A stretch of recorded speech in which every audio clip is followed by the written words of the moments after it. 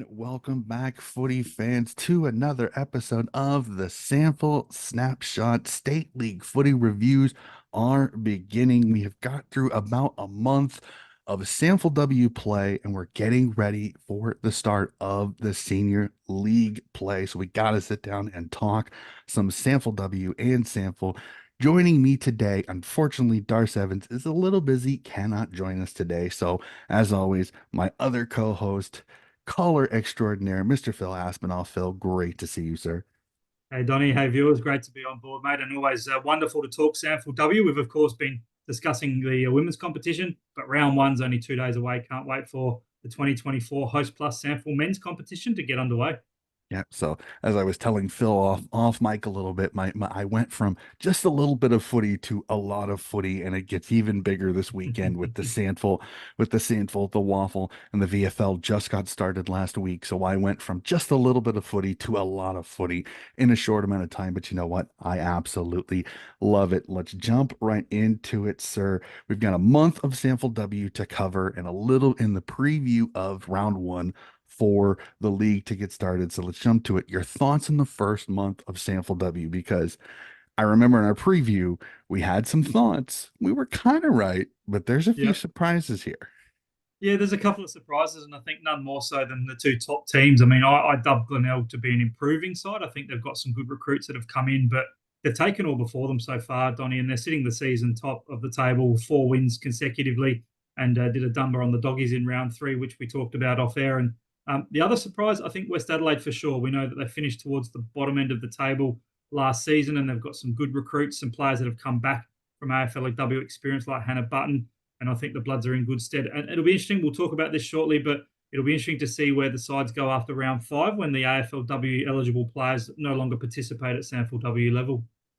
Yeah, definitely for sure. Let's jump right into it. I'm super excited on this because round one was the first week of March. I know we're going back a little bit, but I have to say this was an insane round of footy because just looking at it, except for one match, all of the rest of the games were within a goal, were within 7 points. So Yep. really quickly to remind everybody, Westies get a kick after the siren to knock off the Panthers 49-46. What a great way for Westies to start off their season with an after the siren kick. Your Central District's Bulldogs begin their defense of their premiership with just a strong win, a 2 point win over Norwood, 35-33. Stern edge the Woodville West Torrance Eagles 55-48. And Glenelg beat the North Adelaide Roosters 29-7. Let's just go to it. I mean, game of the round has to be the first game again, just like it was last year. The Westies getting a win over the defending runners up 49-46, kick after the siren. How epic was this game? This hit everywhere. As we were saying off mic, the AFLW and the AFL were tweeting about this. This was Yep. insane. Yeah, some great airtime for one of my colleagues, Phil Hurden, a good mate and mentor of mine, who who called the winning goal being kicked through by young Emma Kilpatrick, her first goal at SANFL level, and to do it after the siren was pretty special and summed up beautifully in the moment by Phil. And it was a high-scoring game to kick off the season, Donnie. 7 goals apiece, so 14 games combined, and it was a pretty high-quality level. And South Adelaide showed that they're an improving side and they'll be one to watch, but definitely we've seen that organic growth from the Bloods filtered in with some quality, like a Lauren Young who kicked 1 goal 2 on the night. So a great way to kick off the season with that after the siren win to the Bloods. Yeah, it was fantastic. I remember I have a couple of AFLW players that I know of. I literally tweeted at them going, "You guys got to see this." And I thought that was pretty epic. It was a great way to start the season. But it was just a great round of footy overall. Like I said, the Glenelg North Adelaide one was the only one that was a little disappointing, but the rest of them start with a cracking game against the Woodville West Torrance Eagles. I really liked what Coach Narelle Smith is doing this year. Sturt Yep. just a little too classy in the end. And the doggies again, strong again, showing they would. And it was a nice showing for Brad Farrell's first game for Norwood. I actually really, like I said, it fell a little bit short, but still a strong showing by Norwood. And I think for some good things to come, we'll jump to round two where we see Glenelg beat Sturt by 26-57-31. Norwood beating South Adelaide 45-25. Westies continue the winning streak, beating North Adelaide 35-17. And the Doggies beating the Woodville West Torrens Eagles 54-32. Little more lopsided matches in this, but I have to say I was to see the defending runners up, South Adelaide, go 0-2 to start the season again. I think that we were questioning a little bit how strong they would return this year with some of the experience leaving. But again, Brad Farrell's first ever win as a SANFL W coach was impressive with the legs getting that 20-point win.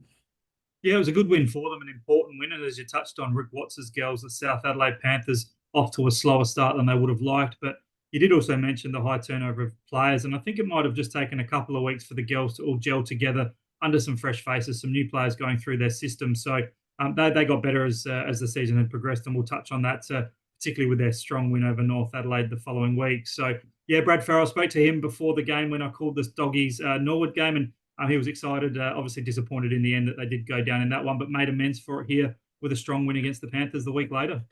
Definitely. For sure. We'll move on to the next week. And I have to say this week was a little marred for me because of the weather. If I remember right, this was the week where every single one of the league games was moved to, I believe it was Saturday morning because of the heat. And I remember I remember getting a text message that all the games had been moved because of the weather. And I was like, oh God, that's not good. I knew it was probably going to be a lot of fun on that one. So this one, I'm interested. Do you think this affected, like, I know question out of nowhere. I'm sorry about this. Do you think this affected some of the results? Because there were a few results that were a little lopsided in this round, I think, just because the weather kind of threw off start times on this.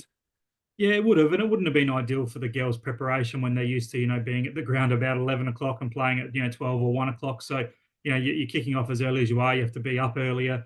Your routines are a little bit out of whack, but it was a common sense decision. We got to 40 degrees Celsius here in Adelaide, and I attended one of the men's trials that was at 9 o'clock between Norwood and North Adelaide, and lucky to sit in an air conditioned corporate box. But at 9:30, you go out to the middle of the ground to check the conditions, and it was humid as well, Donnie. So that's just very draining physically on the body and the mind. So the SANFL definitely made the right decision from a player welfare perspective. And as we said, with the lopsided results, I think it impacted some sides more than others. But I also think the quality of teams out there that had the stronger wins was really shining through. And in particular, as we touch on now with the first win for Glenelg, defeating the Dogs very comfortably and sending a message to the SANFL W competition that the Glenelg girls are up and about this year. Yeah, 75-33 win there. South Adelaide beating North Adelaide 51-9. Westies and Sturt having a cracking game that I thoroughly enjoyed watching, a 35-24 win for the Bloods. And Woodville West Torrens Eagles beating the Norwood Redlegs 43-38 in a game that I remember going back and forth with Brad Farrell about this. And I think the one joke that I heard on the broadcast is if the goalpost could show bruises because of the Red Leg shooting on goal, they would have had them, because I can't tell you how many posters I saw in this game that I mean, literally, if just one goes through the regular uprights, Norwood wins this game. Woodville West Torrens will take the victory. I know Norrell Smith will not take a gift horse in the mouth on this one. Her Yeah. her her ladies played really well. 7-1 is a very good score. But I mean, Woodville West Torrens are kicking themselves. They probably should have won this game. Yeah, exactly. Norwood 5 goals, eight. So what's that? 13 scoring shots to eight. So yeah, wasted Mhm. opportunities in front of goal, perhaps. And I'm pretty sure Josh Teakle, the media guy at Norwood, put out a pretty cheeky post that particular goal post, I reckon it was hit 6 times. I That's think so. amazing. You might not necessarily have 6 posters in a game, let alone that same exact post every time. So yeah, they were a little bit unlucky there, but class I think shone through for Norell's girls, and I think Mackenzie Dowrick, she's a former AFL listed girl Mhm. with Adelaide and West Coast, and she kicked 3 on the day, and she was just the focal point that I don't think the Eagles have had in their first few years in the competition, and now they've got someone they can focus their forward forays on, and they're kicking winning scores, as was the case in this one. Yeah, it was definitely. And then again, Westies beating Sturt again. Sturt really showing up again. I think it's another one of those bad kicking is bad football. Sturt Yeah. kicks a couple of those through. We've got ourselves a little bit of a different game. South Adelaide bouncing back over West Adelaide and Glenelg, just absolutely class personified again. Piper Window and so many of the AFLW girls that they do have show their class for the Bays. We jump to the final round that has played so far, as we saw a cracking game between the top two, 1v2, as the Glenelg Tigers just edge the West Adelaide Bloods 24-21. We'll go back to the score because I think it's kind of misleading a little bit when we'll go back to it. North Adelaide put a little bit of scare into Norwood, but Norwood fight back and get a big win, 41-16.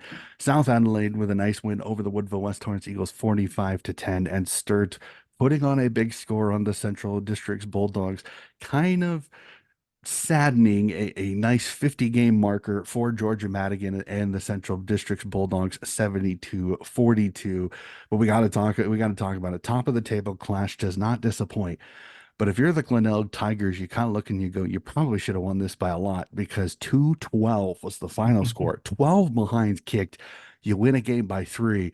But you're almost, if you're West Adelaide, you're going, whew, we were in that game because Glenelg kept us in the game with wayward kicking.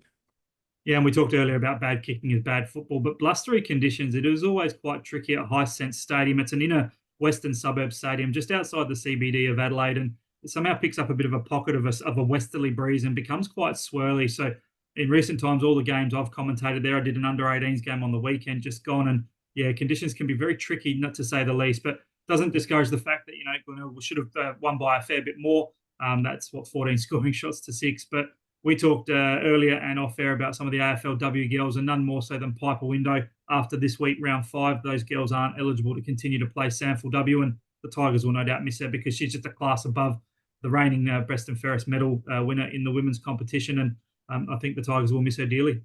Yeah, it'll definitely be interesting. We'll discuss that just a little bit more later in the burning question section again. So I'm fascinated. A fun round, a fun first 4 rounds of footy. Like I said, we've seen some trends. We'll discuss those here in just a second. So we'll go to the burning question section of the podcast.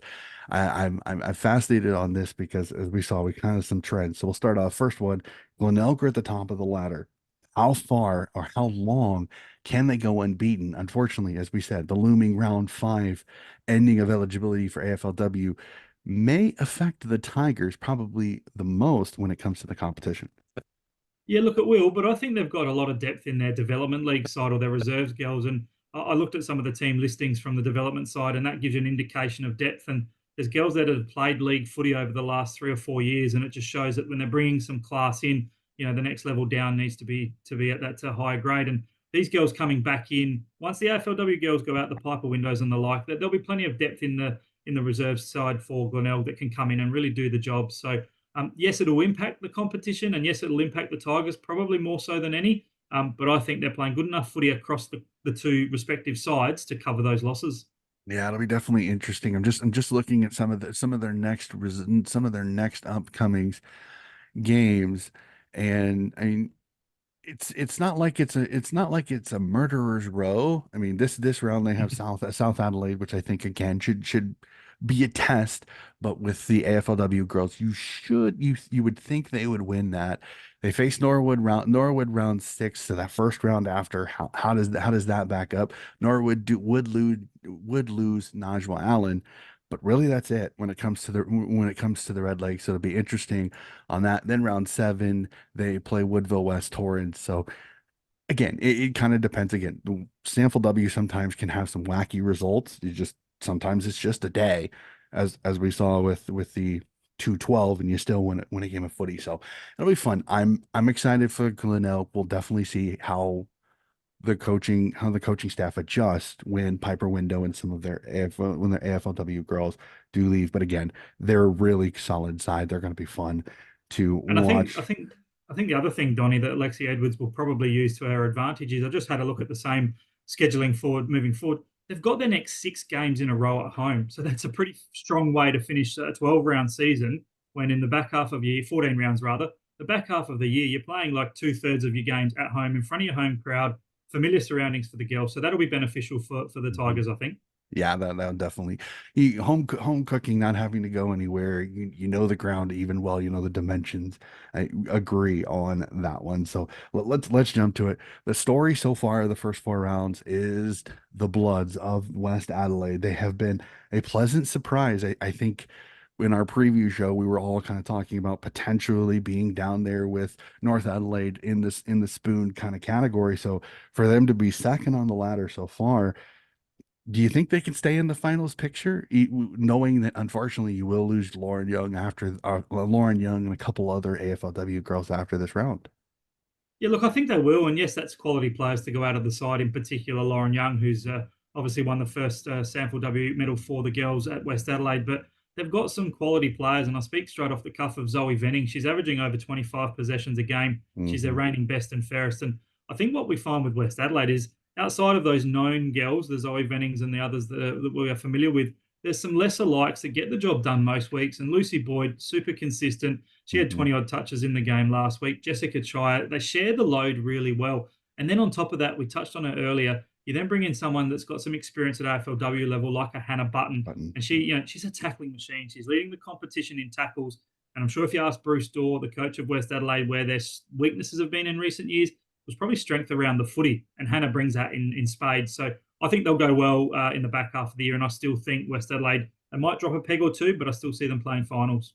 Yeah, it'll be very, very interesting to see how it goes. I'm excited to see how a lot of these coaches that do have AFLW players, how they adjust come the second half of the season. It'll be very, very interesting. So we'll go to one a little bit closer to your heart on this one. Unfortunately, Centrals have dropped two in a row, and I know it's not panic stations. I'm not screaming the world's on, the roof is on fire, OMG, OMG. But unfortunately, two losses. Are there any concerns in Doggies land that the competition has caught up, and can the Doggies bounce back and make sure that they're there when the whips are cracking come finals time? I think they'll still be around the mark, Donny, but I think also that it's shown that the other clubs have got better. You know, they've been at the top last year, and the benchmark, and other clubs have certainly shown that they've got to recruit better in the off season, develop from within. And the likes of Glenelg and West Adelaide are getting that organic growth that I've talked about. South Adelaide had a slow start, but then turned it around. So you just got to look at the ladder to see, apart from North Adelaide at the bottom of the table, where they haven't had a win. You know, the Eagles are 1-3, but they've played some pretty tight, close footy. The competition is even, so you've got to take your chances each week. And the Doggies have been a little bit unlucky. They've lost a couple of key players through injury. We talk about unheralded players, and you talked about Georgia Madigan, a good defender for the Bulldogs. They lost Shannon Murphy in the off-season to an ACL, and she's gone for the year, which is a terrible blow for the Dogs' defensive strength. And I Hmm. think that's where they've probably leaked a few more goals than they normally would. So, not panic stations by any means, but you had a good start. Ben Hunt's girls, 2 wins to start the season. They definitely wouldn't want to drop the next one. And I suppose if you're looking at their opposition, they're probably a little bit thankful that they're playing the Roosters, who are struggling this year. Hmm. Yeah, definitely one of those. You thank God for little miracles at times, and especially considering. And I know that they did have the one game where they were without Shelby Smith, and I think it was round Yeah, three, and she's such a stabilizing feature for them in the middle. yeah. I know you've got Caitlin Wendland, who's an incredible left foot. It's been fantastic seeing her back with the Central District's Guernsey. And again, Caitlin Rosenwig up forward is absolutely fantastic. I think I heard in the last broadcast she's the official leader for goals kicked Yep, for Sample W, which yep. is fantastic. So the doggies will be fine. I don't think there's any concern, but it's just two in a row, and in the first two, you're kind of mired back a little bit in the pack. So I was interested to hear what you had to say. Well, We've there'll be discussed. one, Donny. Sorry, there'll be Go one ahead. that will be impacted by the AFLW girls going out. And I think immediately of Julia Teakle. She's a quality key forward that Mhm. helps Rosenzweig out. When she takes the best opposition defender, that allows Caitlin Rosen-Whiteswag to get the second best defender. So Teakle's one that I think, and Olivia Levicki, who provides some ruck depth, that are both power listed girls. Centrals will need to just test their depth in terms of covering the big girls once the AFLW girls aren't eligible. Yeah, it'll definitely be interesting, which is kind of a perfect transition because I wanted to say, is there a team that you're a little concerned with when it comes to like I said, the AFLW eligibility is looming after this next round of round five. Unfortunately, AFLW girls will go back to their AFLW squads to get ready for preseason training. I know for some weird reason preseason training seems to be longer than the season for some weird reason. I'm not 100% sure why. Do you think there's a team that's going to be the most affected by this besides kind of the ones we've discussed with Glenelg having three or four, Glenelg having three or four, the doggies having two or the doggies having two Mm. or three, and I know South Adelaide has at least one or two as well. Yeah, look, there's a few teams that are going to be impacted more than others, and I think if you look at it from a finals calculations perspective and that impact that it will have on those sides looking to play the major round, and of course all of them are, but I do think those two sides we touched on, Glenelg and Central, might feel the pinch the most. Glenelg maybe with a bit of the quantity in terms of the numbers of them, but the quality side of it from a Central perspective, and Nord have got a couple in there as well. South Adelaide, some girls with the Crows. Jess Waterhouse is one that is really important for their forward goal kicking prowess. So Hmm. teams will just have to find a way. They'll make do with the other players. Emily Brockhurst has stepped up for the Panthers, leads the competition at the moment for this season for goal kicking with 7 or 8. So teams will find a way. I think the Double Blues might have a couple there that'll impact them, and they'll be on the cusp of playing finals this year for mine. So I think in a 14-week expanded season, the next month block of footy is particularly with those new circumstances without AFLW girls. That's going to really test the sides accordingly. Yeah, it'll be interesting. We'll see the depth of each of these teams as it goes on. Again, the ladder is still very early, but again, 14 rounds, fantastic. Cannot wait for it. So we'll get to on my last burning questions. We'll throw the men's season in again. Round one will begin this week. So I want you to look at the fixture really quickly. What's the one game from both men's and women's that you really can't wait to see? Yeah, look, it's always a great way to kick off the season from a men's perspective with two eastern suburbs rivals, Nord and Sturt. They're only a couple of kilometres away from each other, and nothing better than an opening season game at Cooper's Stadium, Norwood Oval. That'll be tomorrow night, 7:40 Adelaide time, with the Redlegs and the Double Blues. The Double Blues for mine are probably going to be the premiership favourites. If you look at them right now, they've recruited selectively. Glenelg, of course, the reigning premier, beat Sturt in the grand final, but I think Sturt are looking really good for a solid year this year. And Redlegs, well, of course, 0-8 to start the year last year in their title defence from the flag the year before. So, yeah, for mine, Good Friday footy is going to be good across the other four games, but the Thursday night season opener, I think, is going to be a cracking one that John Nankerville and Tom Eglinton, our talented young commentator, is going to be broadcasting that one on the SANFL now. So, Redlegs and Double Blues for mine, that'll be the cracker for the start of the year. All right. And then in the women's, I think the Sturt Red Legs ones in the women's should be just as interesting at Thebby Oval. That'll be fantastic. Be fun to see how Woodville West Torrance does against the Westies as well. So a couple of cracking games in on the women's side as well. So Yeah, let's looking do it. forward to seeing the Glenelg game versus South Adelaide. I think the Panthers are showing some good improvement as well after Agree. dropping the first two, and well, Glenelg were taking all before them. So for mine, that'll be a really challenging game for South Adelaide, and perhaps a good depth tester for where their season's at. Yeah, I agree. It's one of those you hate saying it. It's for any North fans that are listening to it. I mean, no disrespect on this, but it's like all the other games except for the one that North Adelaide is playing in, I'm super intrigued with because Yeah, I think there's so much. Again, you almost look at it and you go, I think there's seven teams vying for finals. I think every single one except North Adelaide, I think are still vying for finals. Woodville West Torrance are not out of it. Central Districts, yes, they're 2-2. I mean, the ladder really is kind of it's sitting in that point where a couple of wins one way, a couple of losses another way, and this thing could flip on its head. So I'm agreed. super intrigued by this. I think Sturt has looked classy. Norwood, I think they just need to find that one little thing. I trust Brad Farrell in this. I think what he's done has been fantastic. And I still have that feeling, though Norell hasn't had the wins. Woodville West Torrance, I love their style. They're kicking, they're attacking the corridor. And I think if they catch a team just right, they're gonna nip somebody. And if they do, it could get Yeah, them on a roll. So there's just tons of intrigue. And like with South is yes, they're gonna lose some experience, but again, South is just so good. They're one of the more consistent teams in the competition. So yep. man, I mean, seven teams. That's a lot of fun. Again, North Adelaide, I mean, no Mhm. disrespect, but I just think this year you're running into a buzzsaw of a competition. They'll get a win. They'll nip somebody. There's just no way they won't. But Yeah, I just don't think they're going to be there. I just don't think they're going to be there when the whips are cracking. So no. let's jump to predictions. Let's start with the senior. Well, let's start with the men. I'm going to do this opposite. Everybody goes ladies first. The ladies have They're into their fifth round. So I want to start with the men. I want to take you out of the women's for just a little bit. We'll start tipping the men. First game, game one, as you said, Cooper Stadium, Norwood v Sturt, the old rivalry here. Who do you like in this matchup? Look, I do think Sturt on paper, having seen the teams released just an hour or so ago here in Adelaide, the Double Blues look very strong. They've got those recruits that come into the side and they're quality players as well. Will Snelling some time with Essendon in the AFL, former West Adelaide Premiership player. So Bloods fans not happy he didn't go home there, but he'll add some class to their midfield. And keep an eye out for a young guy called Sam Conforti from Essendon in the VFL. He's a goal kicking forward. And I think the Double Blues will be too strong in this one. It will be a cracking game. I think Nord will be pretty keen to start their year off good in front of the home crowd, but I reckon the Sturt side by maybe 2 or 3 goals. Yeah, I'm with you on that one. Sturt win this one, but I think this should be a cracker. Great way to start the SANFL off. North Adelaide Roosters host your beloved Central Districts Bulldogs at Prospect Oval. Header heart tip on this one. I'm going to go Hart with this one. I think Centrals have got some really exciting players coming in, and their midfield in particular excites me. They've brought in some talented players. Young Cade Dittmar from the Waffle. He's a very strong-bodied midfielder. Harry Grant, the reigning, obviously, McGarry medalist, a very talented midfielder there as well. Unlucky to maybe not get drafted into the AFL. And I think the smaller deck of prospects suits Central's new game style under coach Paul Thomas and Aidan Grace up in attack. I think very capable full forward. So a lot of unknown with North Adelaide. They've got a lot of players that are coming in that will test the depth for the Roosters. And I reckon the Doggies might just get the points on Good Friday.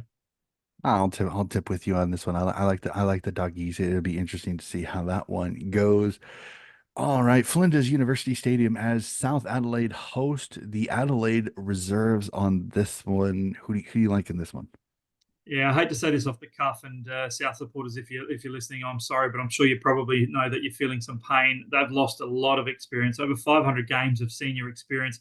Matty Rose, Matty Broadbent, their captain or former captain Keegan Brooksby announced his retirement a couple of weeks ago. So this is going to be a bit of a North Adelaide women's type season, I think, unfortunately for the South Adelaide men. And the Crows AFL reserve side won't be as strong as they've been in previous years, but they'll be way too strong for a pretty inexperienced Panthers side on the weekend. So yeah, Adelaide comfortably. Crows on that one for me. The coaching debut of Big Sam Jacobs for the Woodville West Torrens Eagles as at okay, I totally am not 100% sure on how to pronounce that oval, so I'm not going to butcher it. As Morn what Team Kia Oval. All right, we'll go with that. Give the sponsor the plug. It's fine. Woodville West Torrens host the West Adelaide, like I said, and Sam Jacobs opening in first ever game. Can Sam get a win in his first game, or do the Bloods spoil the opener for Big Coach for Coach Sauce? Yeah, look, it's a fascinating choice by the Eagles to appoint Jacobs. Of course, a great career at AFL level with the Crows and Western Sydney Giants. And apart from maybe being a bit of a senior player and kind of standing coach for Ardrossan in one of the York Peninsula Country Leagues, no real coaching experience. But all the players you talk to, and I went to the season launch yesterday. Joseph Sinor, the captain of the Eagles, made mention that he's just a wonderful coach, a great modern day communicator. And the Eagles are up and about. They've done some good recruiting. Their preseason was okay, but so was West Adelaide's. And I saw two of Westie's 3 trial games and super impressed. Adam Hartlett's guys are really playing some good footy, some confidence amongst them, some selective recruiting. And well, this one, the two sides, they're only about 2 kilometres away from each other. So the Western Suburbs rivals. I'm commentating this one with good friend and colleague Chris Kendall. And I think we might just be calling an Eagles home game for their first up win at home.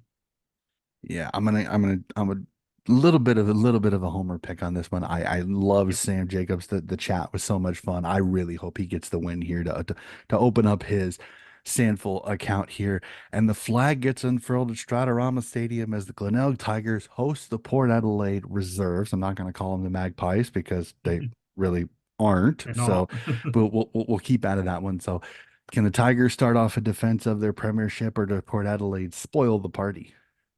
Look, I think the Tigers will. I think they will get the win done. Port Adelaide are going to be another interesting one with the AFL reserve side, and it might come down to what the AFL power side does from a selection perspective and whether they hold any players back. So the top-up talent will be tested, I think, by both AFL clubs in the reserves. And Port Adelaide, you'll see some youngsters that haven't been able to get league games at other SANFL clubs, so then they're getting their opportunities now, and I don't think the depth will be there for them. And Glenelg have got a class across every line, haven't they? Their former premiership captain Max Proud retired and then came out of retirement. They can bring in some players returning from AFL with Oscar Adams and the like coming back. So for mine, I think Glenelg at home should win this one by 3 or 4 goals. Yeah, it'll be definitely be interesting. I agree with you on that one. I think Glenelg start off their season strong. So let's jump to it. Like I said, we are 5 rounds in to the women, 4 rounds into the women's competition. Round 5.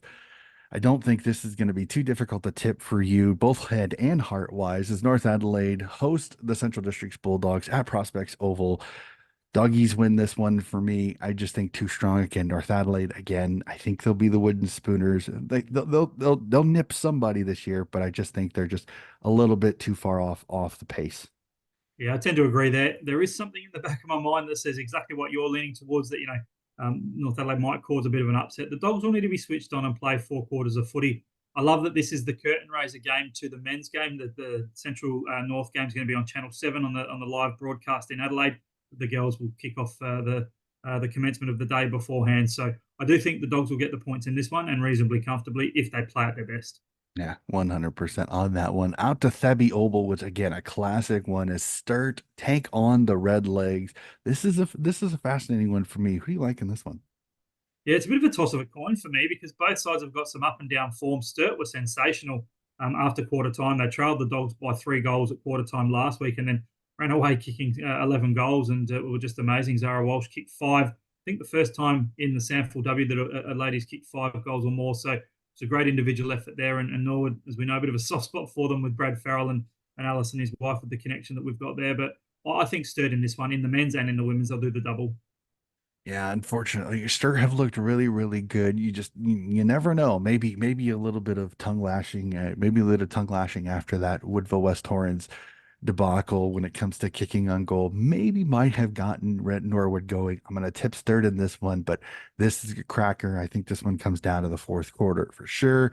Interesting one at Kia Oval, probably a curtain raiser for this one, as the Woodville West Torrens take on the second on the ladder West Adelaide Bloods. I'm going to tip the Bloods in this one again. Lauren Young will loom large in this one, but I just have the feeling the Eagles are going to be in this one. I think this is going to come down to another fourth quarter performance. Bloods win it, but I think this one's closer than some people think. Your thoughts? Yeah, I tend to agree. I think I'm going to go with the visitors on the day, and this one will be the curtain raiser to the men's game I'm commentating. So I'll get along early and watch this game get called, and I think we will see a West Adelaide win. I'd love to see Narelle's side win. I've got a bit of a soft spot for the girls and Narelle. She does some commentary with us and is a wonderful operator. But based on the current form lines now, Westies are playing much better footy, and I think they will get the job done. Righty, and then from there, the ending of the first round sees Glenelg take on South. As we kind of said, can South pull an upset? Glenelg has looked really, really strong. Again, this is the last game of their AFLW with their AFLW girls. Again, Piper Window gets her last SANFL W game of the season. I like the Tigers in this one, but again, the Panthers are a tough side. They're a pesky side. It'll be interesting to see. Tigers win this one. Good cracking game to end the round. Yeah, and I think Glenelg will win and win comfortably. The Panthers, whilst they're competitive and they'll play some good footy, they've lost Caitlin Couch again, and she's a quality midfielder. And we know this, the likes of Jess Bates in the middle there for the Tigers. She'll probably go on and win a second best and fairest medal in the competition. She dominates through the midfield and clearances. And for mine, in front of their home crowd, again, a curtain raiser to the men's game. I think the Glenelg girls will get up and sing the song before the men run out. All righty. And that is it. That is all the tips that we have. Again, it's fantastic. We're early in the season, so a little bit shorter of an episode because the men's comp hasn't gotten started, but I'm super excited for this. I think the women's comp has been absolutely sensational. The men's comp sounds like it is going to be absolutely fascinating. Hopefully, it gives us just as much as intrigue as the women's comp. So I think you kind of teased it a little bit, Phil. Are you calling a game this round? And then how excited are you to call not only league games now, but also the women's as well? Yeah, got a game tomorrow night, Thursday night in Adelaide with the under 18. So I'm calling with one of the young, talented youngsters, Lockie Gould, just a bit of a mentor and commentary there with some of the young guys. And then I'll be calling the men's season opener between the Eagles and West Adelaide with Chris Kendall, a veteran SANFL commentator in his 20th year. So, mate, can't wait to get back into the men's competition. Been loving calling the women, really enjoying some of the kids, commentators coming through, but the players out there as well and calling them. So yeah, it's a great season to have upon us. Host Plus, we want to mention the sponsors. They're a wonderful sponsor of the SANFL. And speaking of wonderful sponsors, it'd be remiss of me to not mention, Donnie, one of the alcoholic beverage providers or manufacturers in Adelaide is West End, famous for Mhm. their red tins and a wonderful beer. Many of red tins have been drunk after premiership celebrations. And it was mentioned at the season launch yesterday. West End are now celebrating 70 years of sponsorship of South Australian football. So it's the second longest sporting sponsorship in Australia, behind the Ford sponsorship with the Geelong Football Club. Mhm. And it was mentioned yesterday at the season launch that it's possibly one of the biggest sponsorships in sporting coordination in the world. So 70 years as a major sponsor, we wouldn't be able to do what we do without West End. And I've got it on the hat here to give them a plug. And yeah, no doubt there'll be some boys enjoying a West End beer after their respective wins on the weekend. Fantastic, fantastic. And I have to say, I enjoy your call outs on the pot on the one call, but I gotta give you a little bit of stick. I keep telling you, I have not chosen the I sample do team remember. because I want to be neutral. I gotta give you a little bit of stick on this because that's twice now. I think you've called me a Norwood man on the pot on there, and it's like I want to be neutral. I don't want to pick a team. There's part of me that still kind of kicks myself when it comes to covering the AFL because there are people that call me a homer when it comes to the Swans a love a Yeah. little bit. So I try not to. I have soft spots. Yes, I have a soft spot for Norwood. I know Brad and Ali Farrell quite well. I've gotten to know several of their players as well. Incredible group. Woodville West Torrens again, Coach Norrell Smith and Annie Falkenberg have been incredibly generous with their time going back and forth with me as well. I've had some nice communication. Like I said, Georgia Madigan, I had a lovely chat with her. She was absolutely fantastic. Happy for her getting her 50th game. I'm trying to do as much as I can. There are a couple of clubs I have not been able to get a connection. I know West Adelaide and South Adelaide. I really would love to find some connections there to maybe to get a hold of some players and different things like that. So I want to be neutral, but I have to give you a little bit of stick because I think that's the second time you call me a Norwood man. And again, I'm not. So for those of you listen, I am a neutral. I'm Switzerland in this. I do not have a team. I do not cheer for one team. I cheer for the competition. I think the competition is fantastic. The people of South Australia have been so generous with their time in so many communications. I know I have several South Australian fans that reach out. They're so happy when these episodes come out because they love hearing me talk about with you about this competition that has so much history and such great, fantastic clubs. So I'll just put it off. put it down as you're a blanket SANFL W supporter across all clubs. You love the competition, and you, like you said, you touched on it beautifully. You have some soft spots more for some clubs than others, and I'll make sure I do my best as well, mate, to reach out to some of my contacts in those clubs you haven't got communication with, and we'll see if we can get some interviews teed up for you. It would be fantastic. And I know at one time you were talking about talking with Keegan Brooksby, who I would love to have him on the podcast. I know he's got such a rich history. And then I would love to be able to find his other half because Abby Abby Holmes. Holmes is fantastic. I absolutely love her. She's fantastic. She's a great footy community, and I know she has such a rich history both in South Australia and in the NT as well. So Yeah. it's one of those. If I could find a way to talk with either of them or both of them, that would be absolutely magnificent. So I'll reach out to Keegan for you, mate. I know him well, and I've communicated with him on socials before. So I'll send him a message on your behalf, and we'll see what we can tee up.